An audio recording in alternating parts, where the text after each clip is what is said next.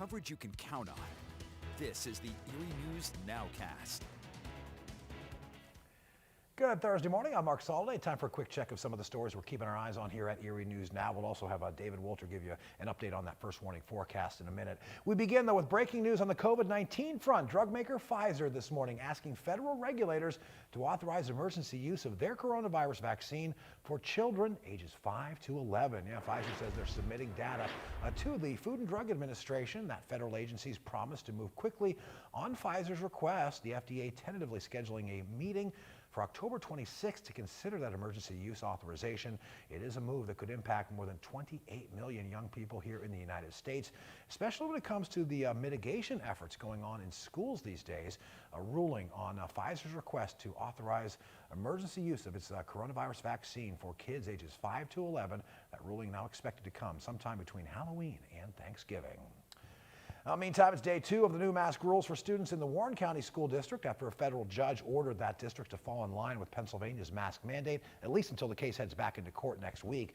Meantime, the Warren School Board's called a special meeting for tomorrow morning to discuss their strategy in that ongoing legal fight. And back when that mask order was first announced, before the start of the current school year, Pennsylvania Governor Tom Wolf said his administration would reevaluate that order here in early October. But as of this morning, it doesn't look like those masks in school are going to go away anytime soon. On Wednesday, Governor Wolf really gave no indication that he would lift that order anytime soon, told reporters he's, quote, not sure it's going to happen in this month of October. He said he had laid out that October reevaluation timeline because he thought it would line up with that emergency use vaccine authorization for kids 12 and under. And as we just said, Pfizer has simply made that request of the FDA this morning. Still going to be a while before it's approved. Governor Wolf now says he's looking at a possible November mask reversal in schools, saying it just depends on when that vaccine's available to all Pennsylvania students. Well, a federal judge has blocked the near total ban on abortions down in the state of Texas. That temporary injunction is going to block Texas from enforcing the law passed by the Republican-controlled legislature there and later upheld by the U.S. Supreme Court. Lawyers for the Justice Department now asking the judge to block Texas's restrictive abortion law. That request last week, arguing that the measure was basically an open defiance of the Constitution. That Texas law prohibits women from obtaining an abortion after fetal cardiac activity is detected, but that can be as early as 6 weeks.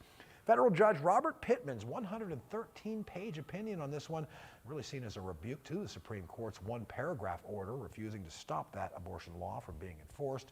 Leaders in the state of Texas already appealing that court decision. Meantime, in Washington, Senate leaders appear to be negotiating a bipartisan deal to lift the nation's debt ceiling, at least temporarily.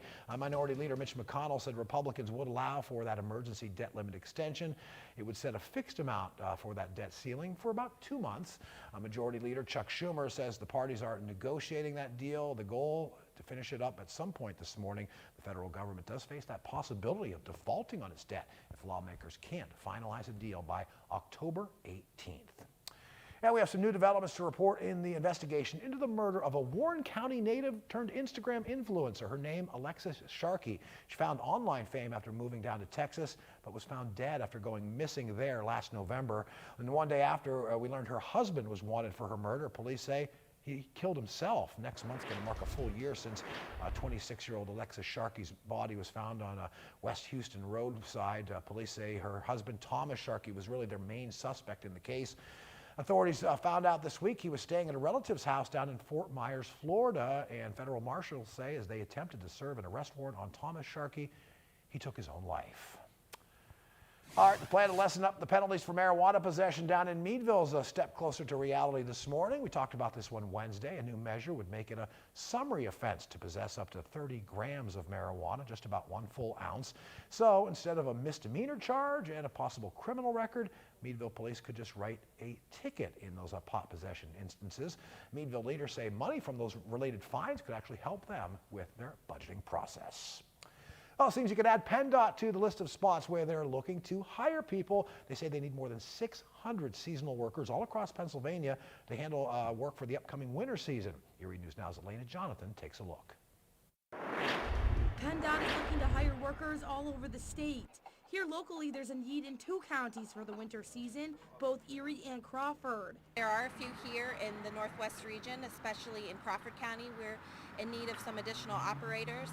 or plow truck drivers. They're looking to hire a handful of plow drivers for Crawford County. Jill Harry, the press officer, says you don't have to live in the county to work there. She explains she hopes the position gets filled so all the roads get plowed quickly this winter. There may be times it'll take just a little bit longer for some areas to get plowed because those routes have been extended by a few miles. For Warren County, according to Harry, all the jobs are filled for the transportation department out there. In Erie, it's not plow drivers that they need. Here in Erie County, what we're in most need of is diesel mechanics.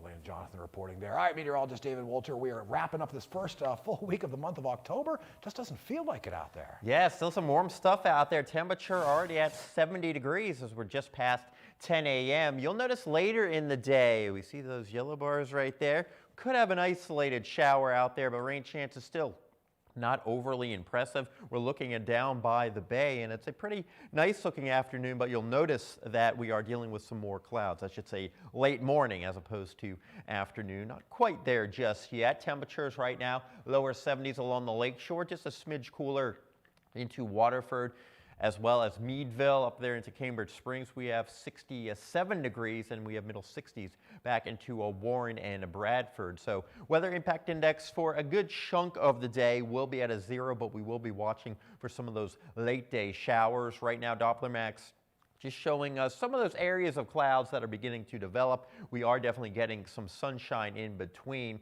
and you see that clouds will be on the increase as we go through the afternoon. Maybe that shower sneaking in there, but certainly nothing too widespread. A couple more showers could be coming in on the overnight, and then to start off the day on Friday, not looking very wet overall, but later in the day could be dealing with some of those scattered showers as you're heading out to high school football. Best chance for rain coming up on Saturday, and it may start off early, and that could leave things kind of wet for a good portion of the day. So just have that option B if you do have outdoor plans for your Saturday. For today, temperatures into the middle 70s, and as we get towards the end of the afternoon and then into the evening hours, that's when those rain chances will be kicking up just a little bit more. I'll talk about that 7-day in just a moment.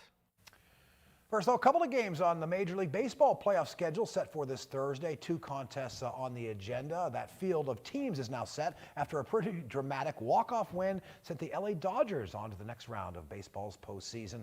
And when it comes to drama in baseball, right, it's got to be the bottom of the 9th inning. That's when the Dodgers' Chris Taylor goes deep, really sending Dodger Stadium into a frenzy. His 2-run homer giving LA a 3-1 win over the St. Louis Cardinals in that win-or-go-home scenario, better known as the National League wildcard game. Yeah, the Dodgers now headed to San Francisco to start up a 5-game series against the Giants. That one will start on Friday.